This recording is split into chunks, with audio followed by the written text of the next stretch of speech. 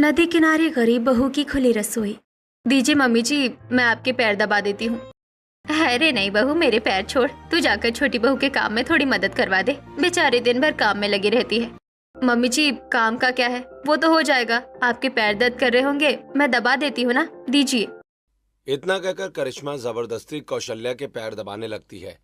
दरअसल ये थी घर की बड़ी बहू, जिसके मन में प्रॉपर्टी का लालच था, जिसकी वजह से ये अपनी सास की चापलूसी कर सेवा करके दिल जीतना चाहती थी। वहीं दूसरी तरफ घर में काम करते करते इतनी थकान हो जाती है कि क्या कहूँ। ऊपर से जेठानी जी भी थोड़ी सी भी मदद नहीं करती। उफ, ऊपर से ये चढ़ती गर्मी। तभी वहां सौरभ आता है। क्या हुआ, सारा खाना बन गया क्या? जल्दी से मेरा नाश्ता दे दो, मुझे काम पर जाना है। हाँ, सुबह से उठकर नाश्ता बनाने में ही तो लगी हूँ। खाना बन गया है, मैं अभी मम्मी जी को देखकर आपको भी दे देती हूँ। सेजली सोचकर प्लेट में खाना निकालने लगती है। तभी वहां करिश्मा आती है।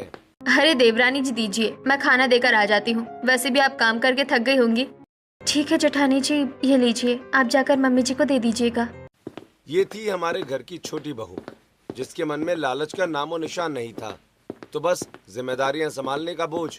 इसी तरह एक दिन, यार, जब से तेरे ससुर जी मरे हैं तब से तो तू हमारे साथ घूमती फिरती ही नहीं है। ऐसा लगता है जैसे ससुर नहीं पति मर गया हो। अरे नहीं, ऐसी बात नहीं है। देख, ससुर जी तो मर गए और सारी प्रॉपर्टी मम्मी जी के नाम पर है। मैं अगर घूमने फिरने में बिजी हो गई और कहीं पीछे से मेरी देवरानी ने उनका दिल जीत लिया तो फिर मेरे हाथ तो एक फूटी कौड़ी नहीं लगेगी। इतना कहकर करिश्मा फोन रखकर फिर से अपनी सास के पास जाकर बैठ जाती है। मम्मी जी, ये देखिए, मैंने आपके लिए गर्मी में ठंडा नींबू पानी बनाया है। अरे बहू, सच बताओ तो सौरभ के पापा के जाने के बाद तू ही है जो मेरा सबसे ज्यादा ध्यान रखती है। हाँ, तो सिर्फ दिन भर करछुल चलाने से थोड़ी ना घर चलता है, घर के लोगों की केयर भी तो करनी पड़ती है। करिश्मा इनडायरेक्ट रोशनी को ताना मार रही थी। रोशनी सारी बातें सुनती है लेकिन कुछ कहती नहीं है। इसी तरह संडे को जब करिश्मा बैठकर चावल बीन रही होती है। वैसे देवर जी, पता भी है आपको ससुर जी की दवाइयों में कितने रुपए खर्च हुए थे? शायद आप क्या जानो, आप तो बस हाथ जलाते हुए आ गए थे। बेटे का असली फर्ज तो कार्तिक जी ने ही पूरा किया था। करिश्मा की बात सुनकर सौरभ कुछ नहीं कहता है, लेकिन रोशनी थोड़ा सोच कर कहती है। जेठानी जी, आप ऐसा क्यों कह रही हैं? हमारे सामर्थ्य में जितना था उतना हमने किया था। अब आपको तो सौरभ जी की कमाई पता है ना? हाँ हाँ, पता है, तभी कह रही हूँ। बस लोगों को फ्री का खाना आता है, हाथ हिलाने बोल दो तो पसीने छूटते हैं। लेकिन जेठानी जी। अरे क्या लेकिन? जितने पैसे दिए थे ना तुम लोगों ने, उसमें एक हलवाई भी नहीं बुक हो रहा था। और फिर अभी ही देख लो, मम्मी जी के इलाज के लिए कहाँ पैसे दे रहे हैं देवर जी। घर में ऐसे आए दिन झगड़े होने लगते हैं, जिसकी वजह से कौशल्या सभी की बातें सुनती रहती है। बस करो तुम दोनों, रोज रोज घर में कलेश अच्छा नहीं लगता। जब से इसके बाबूजी गए हैं, घर का संतुलन बिगड़ गया है। कौशल्या की बात सुनकर करिश्मा चुप हो जाती है। अब इसी तरह एक दिन कौशल्या के चेकअप के लिए डॉक्टर को बुलाया जाता है। देखिए, इनका ध्यान रखना बहुत ज्यादा जरूरी है। अगर जरा सी भी लापरवाही हुई तो चीजें बिगड़ सकती हैं। डॉक्टर, क्या थोड़ा इम्प्रूवमेंट हुआ है? आप इम्प्रूवमेंट की बात कर रहे हैं? यहाँ तो हालत और ज्यादा बिगड़ती जा रही है। गर्मी की वजह से दवाइयों का उल्टा असर पड़ रहा है। तो डॉक्टर, हम क्या करें कि मम्मी जी की तबीयत ठीक हो जाए? देखिए, कोई भी बीमारी जड़ से कभी खत्म नहीं होती, लेकिन फिर भी आप कोशिश कर सकती हैं। रोज पौष्टिक और बिना तेल मसाले वाला खाना आप इनको खिलाइएगा, और कोशिश कीजिए कि खाना मिट्टी के बर्तन में बना हो। इतना कहकर डॉक्टर वहां से चले जाते हैं और सभी अपने कमरे में जाकर बैठ जाते हैं। ये मम्मी जी की एक परेशानी खत्म होती नहीं है कि दूसरी आ जाती है। अब इनके लिए मिट्टी के बर्तन कहाँ से लाएंगे हम? यार करिश्मा, ऐसा मत कहो, वो माँ है मेरी, और फिर तुम भी तो दिन भर उनकी सेवा में लगी रहती हो ना। अभी इन्हें कौन बताए, मैं तो नाटक करती हूँ सेवा करने का, वरना मुझे कोई शौक थोड़ी ना है चापलूसी का। एक तरफ मिट्टी के बर्तन सुनकर करिश्मा का मुंह बन जाता है, तो वहीं दूसरी तरफ। क्या हुआ रोशनी, क्या सोच रही हो? यही कि अब मिट्टी के बर्तन कहाँ से खरीदेंगे? हाँ, और ऊपर से मिट्टी के बर्तन बहुत महंगे भी मिलते हैं। लेकिन चाहे कुछ भी हो जाए, पैसों की वजह से मम्मी जी का इलाज और उनकी दवाइयाँ नहीं रुकनी चाहिए। अब मैं खुद मिट्टी के बर्तन बनाकर मम्मी जी के लिए खाना बनाऊंगी, लेकिन उनकी सेहत को कुछ नहीं होने दूंगी। ये फैसला लेकर रोशनी अगले ही दिन सुबह उठकर ताजी मिट्टी लाती है और अपने हाथों से घर के बाहर चौखट पर बैठकर मिट्टी के बर्तन बनाने लगती है। बस एक बार मिट्टी के बर्तन बन जाए, फिर हमेशा इसी से मम्मी जी को अलग से खाना बनाकर दूंगी। ये सोचकर रोशनी अलग अलग आकार के मिट्टी के बर्तन बनाने लगती है। तभी वहाँ से दो पड़ोसन गुजरती हैं। अरे हो छोटी बहू, तू घर की छोटी है लेकिन मिट्टी से खेलने की उम्र नहीं है तेरी। अरे चाची आप भी ना, मैं मिट्टी से नहीं खेल रही, मिट्टी के बर्तन बना रही हूँ। डॉक्टर ने मम्मी जी के लिए मिट्टी के बर्तन में खाना बनाने के लिए कहा है। अरे वाह, आज के जमाने में भी ऐसी बहू मिलती है जो अपनी सास की कदर करे। बड़ी लकी है कौशल्या जी। इस तरह पड़ोसन तारीफ करके चली जाती हैं और कुछ ही देर में रोशनी मिट्टी के बर्तन बनाकर चूल्हे की धीमी आंच में खाना बनाती है, जिसकी खुशबू पूरे घर में फैल जाती है। पहले ले जाकर मम्मी जी को खाना दे देती हूँ, उनकी दवाइयों का भी टाइम हो गया है, फिर हम सबके लिए बाद में बना लूंगी। ये सोचकर रोशनी खुद से खाने की प्लेट तैयार करके कौशल्या को ले जाकर खिलाती है। अरे वाह बहू, मानना पड़ेगा तेरे हाथों में स्वाद बड़ा है। बिना तेल मसाले का भी तूने इतना टेस्टी खाना बनाया है। अगर ऐसा खाना मिले तो तेल मसाले की क्या जरूरत। मम्मी जी, आज से आपको मिट्टी के बर्तन में बना खाना ही खाना है, पौष्टिक और बिना तेल मसाले का। इतना कहकर रोशनी वापस अपने काम में लग जाती है। कौशल्या की तारीफ कमरे के अंदर बैठी करिश्मा भी सुनती है और अंदर से तिलमिला उठती है। ये क्या हो रहा है? अगर ऐसा होता रहा तो कई सारी प्रॉपर्टी ये अपने नाम ना करवा ले। नहीं, मुझे कुछ तो करना पड़ेगा। ऐसा गड़बड़ करूंगी कि ये मम्मी जी के दिल से ही उतर जाएगी। करिश्मा मनी मन ये सोचती है और फिर अगले दिन जब रोशनी चूल्हे पर खाना बना रही थी। देवरानी जी, आप काम करते करते कितना थक गई होंगी। चाहिए आप छत से कपड़े उतार लाइए, मैं सब्जी में नमक डाल देती हूँ। ठीक है जेठानी जी, लेकिन थोड़ा कम ही डालिएगा, मम्मी जी को ज्यादा नमक नहीं पसंद। इतना कहकर रोशनी छत पर कपड़े उतारने चली जाती है और करिश्मा खाने में कुछ मिलाने लगती है। अब आएगा असली मजा, जब मम्मी जी लात मारकर इसे घर से बाहर निकालेंगी।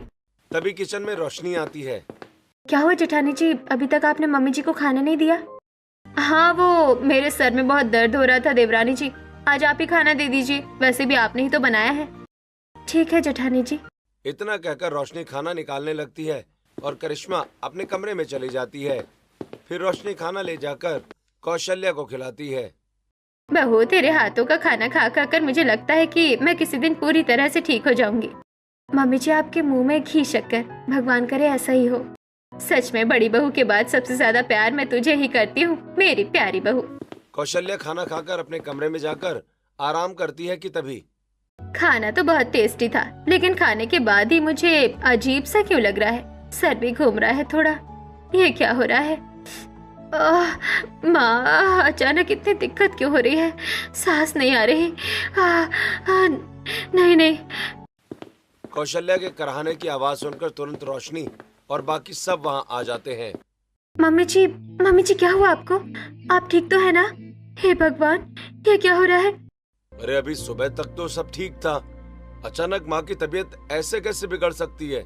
मुझे खुद कुछ समझ नहीं आ रहा, पता नहीं मम्मी जी को अचानक क्या हो गया है। हे भगवान, कोई डॉक्टर को बुलाओ।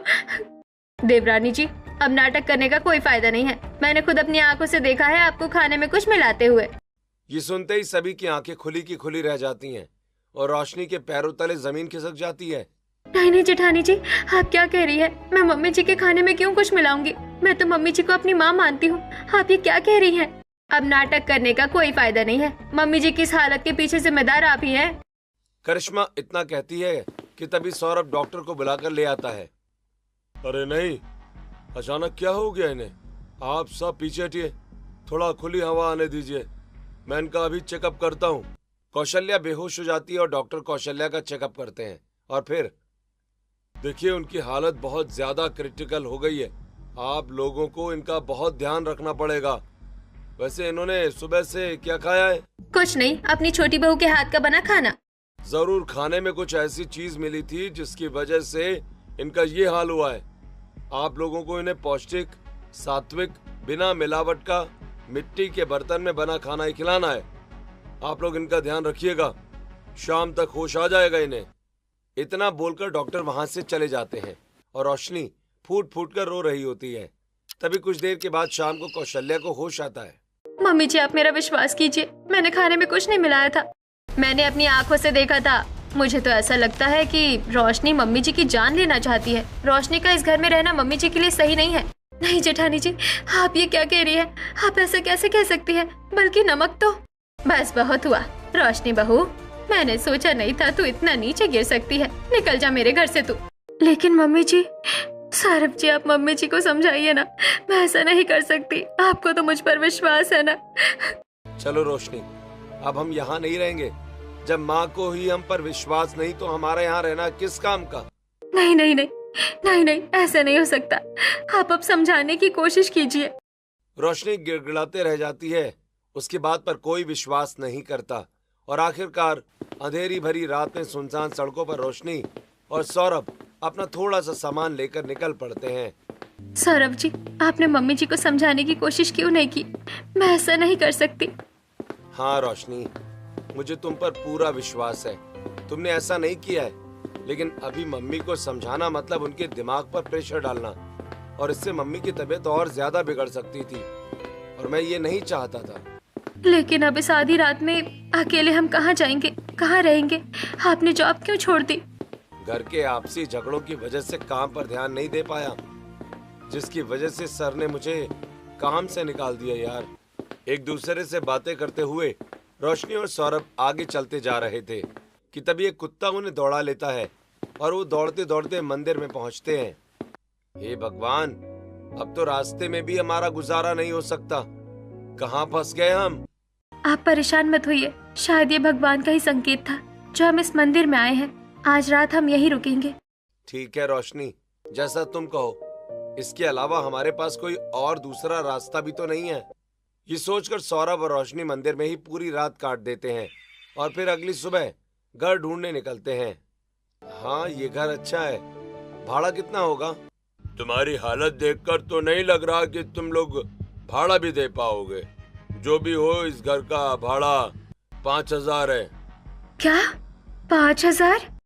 हाँ, तो क्या मुफ्त का घर चाहिए? चलो निकलो यहाँ से। पैसे नहीं है तो फिर मुंह उठाकर आ क्यों जाते हो? इस तरह रोशनी और सौरभ हर जगह घर ढूंढने की कोशिश करते हैं, लेकिन कम पैसे होने की वजह से कहीं घर नहीं मिलता और वो दोनों हार मानकर दोबारा मंदिर पहुंचते हैं। अरे ये तो रोशनी बेटी है। ये कल रात को भी यहाँ मंदिर में ही थी।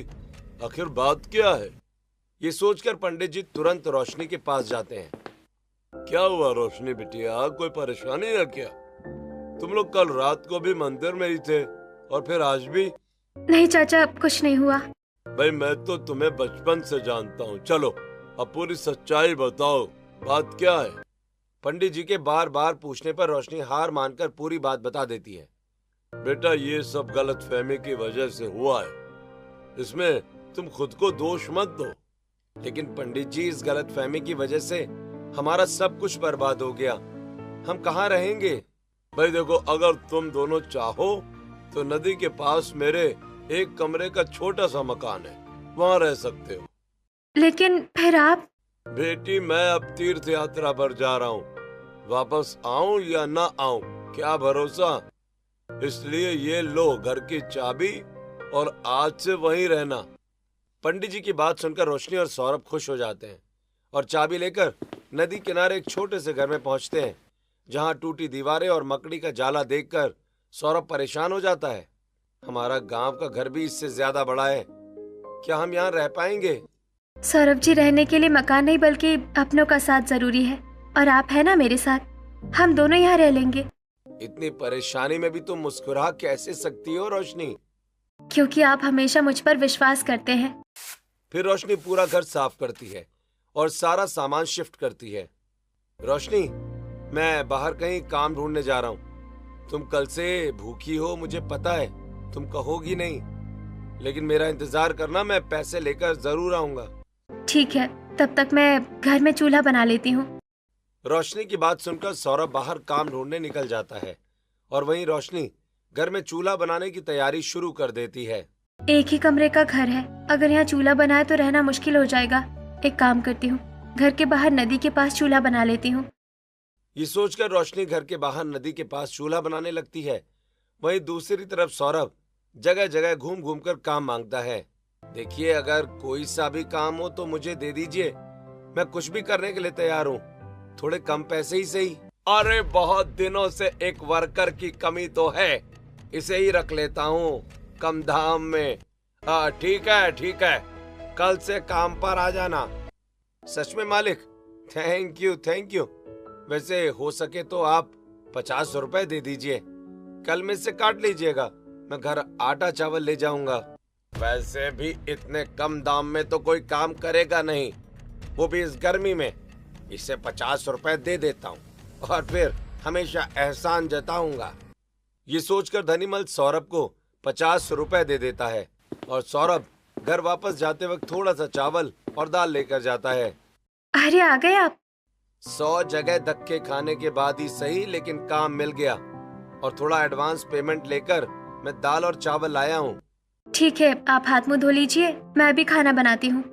रोशनी की बात सुनकर सौरभ हाथ मुंह धोता है और रोशनी चूल्हे पर खाना बनाना शुरू करती है। अच्छा हुआ छोटा घर सही, लेकिन कम से कम नदी के किनारे मिला है। घर के बाहर आराम से चूल्हे पर खाना तो बना पा रही हूँ।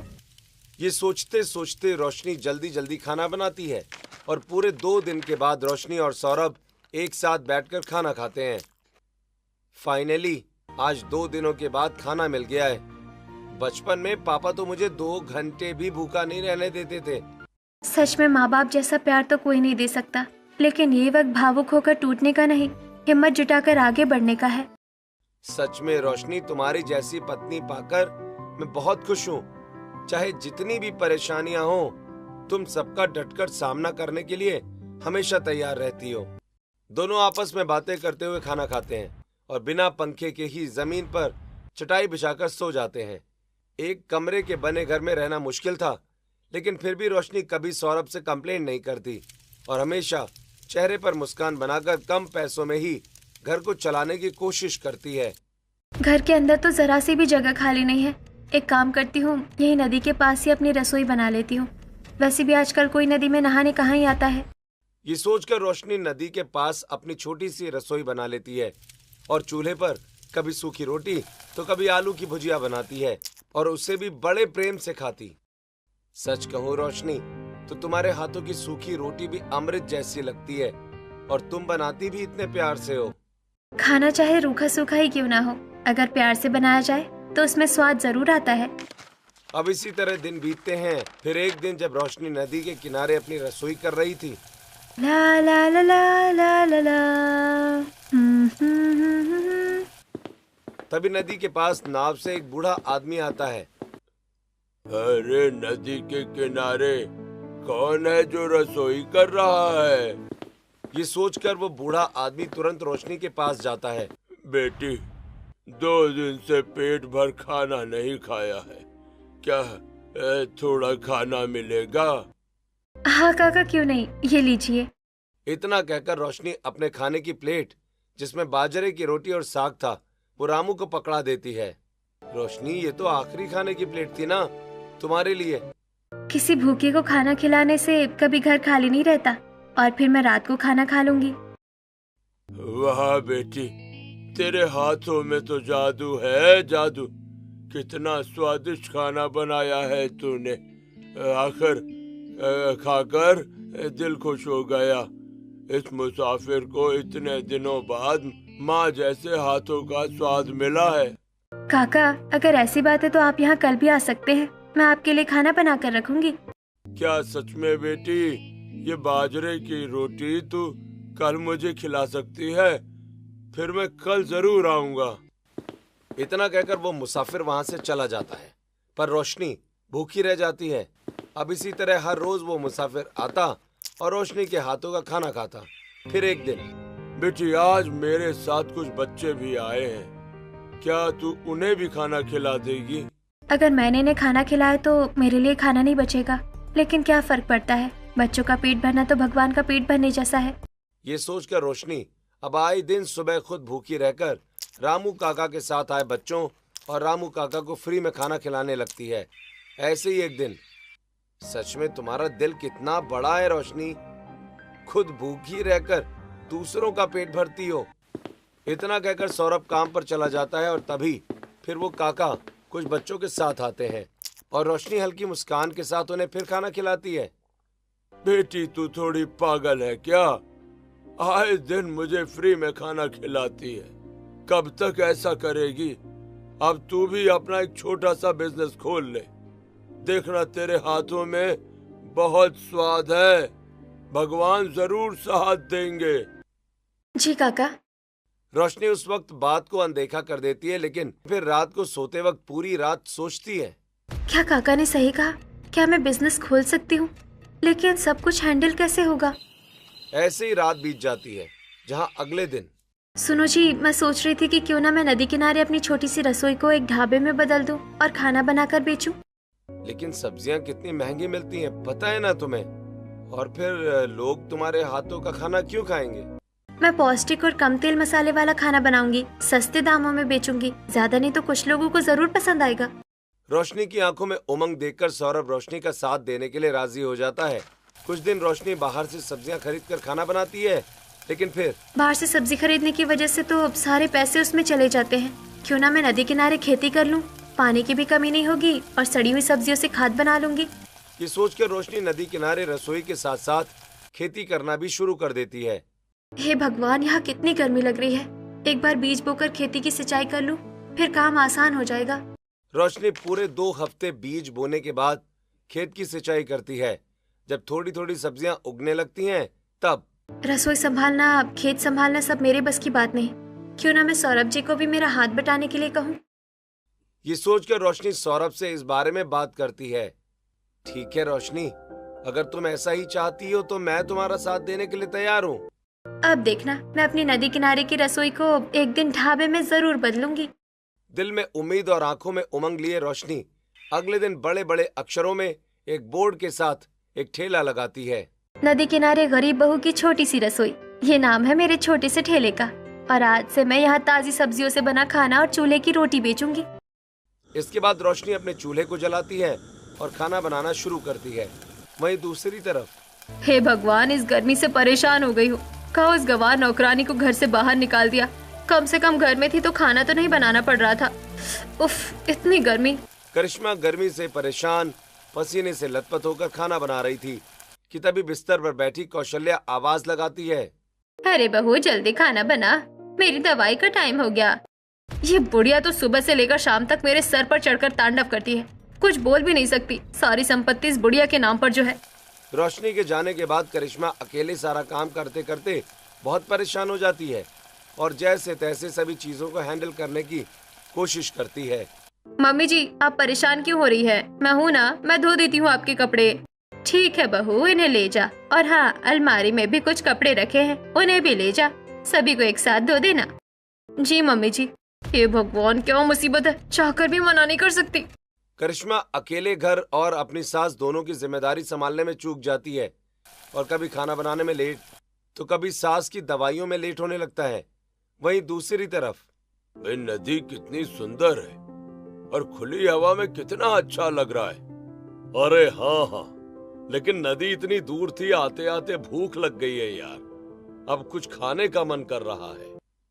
वो देखिए, वहाँ पर शायद कोई ढाबा या फिर कुछ तो है। चलिए चलकर देखते हैं।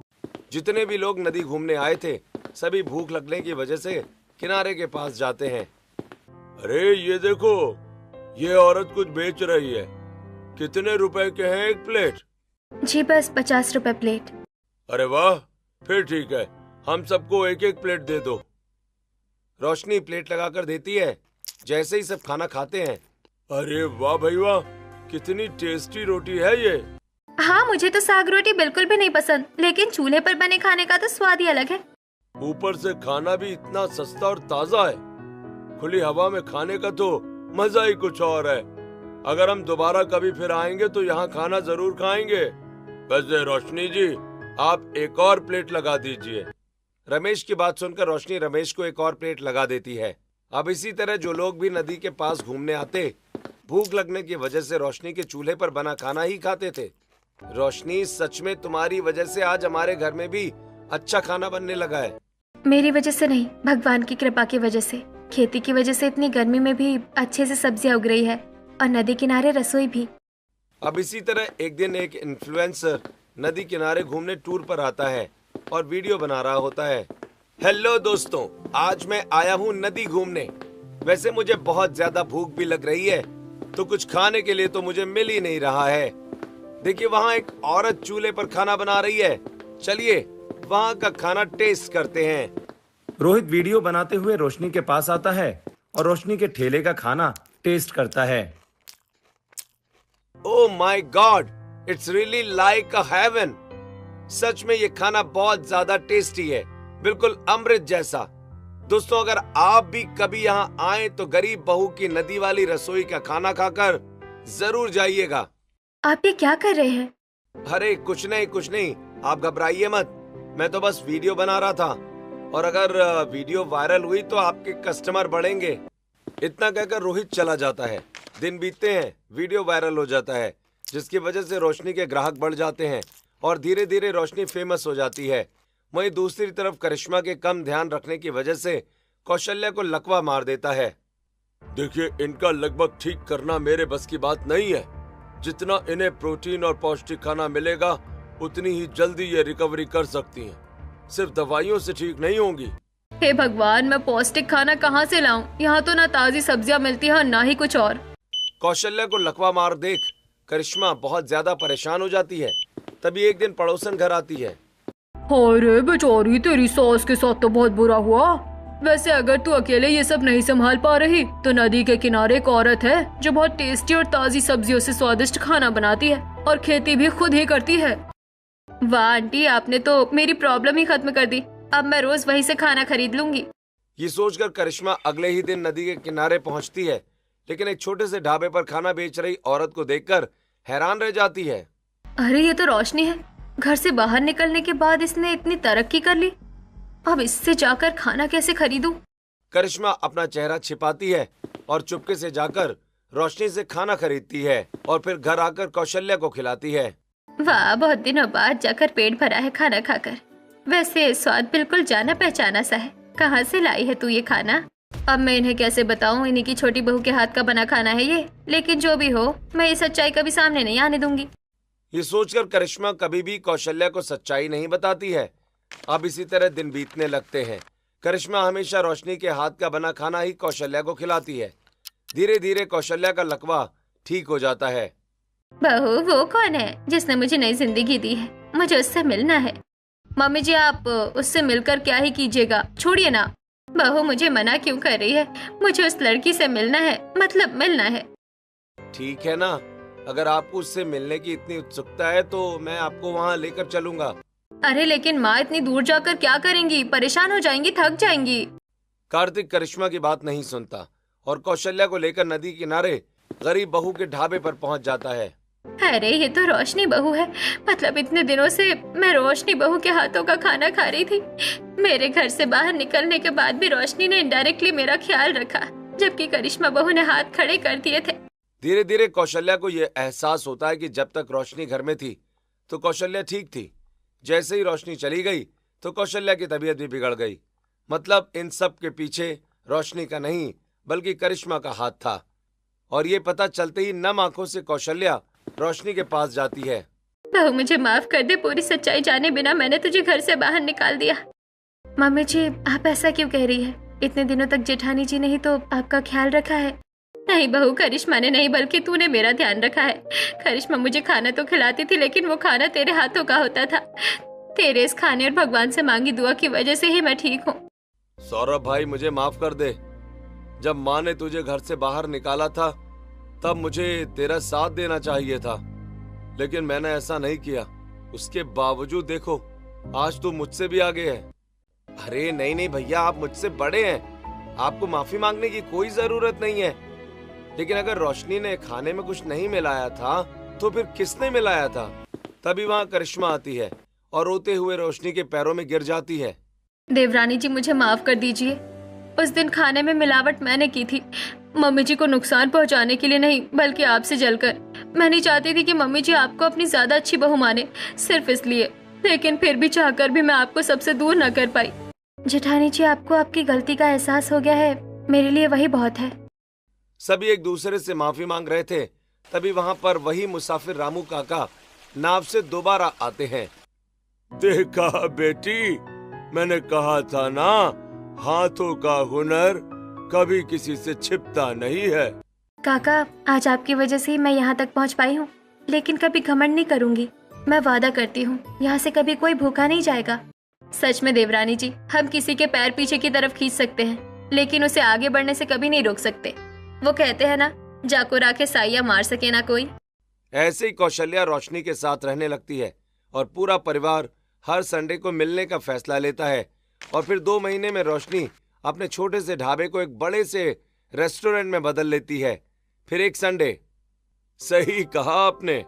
किसी ने सच ही कहा था, खुशियाँ पैसों से नहीं बल्कि अपनों के साथ से मिलती है। रोशनी बहू ने ही साबित कर दिया कि बड़ा घर धन से नहीं बल्कि बहू के बड़े दिल से बनता है। सच में रोशनी ने मेरा तब साथ दिया है जब मैं खुद टूट चुका था, और आज रोशनी की वजह से नदी के किनारे छोटी सी रसोई एक बड़े से रेस्टोरेंट में बदल गई है।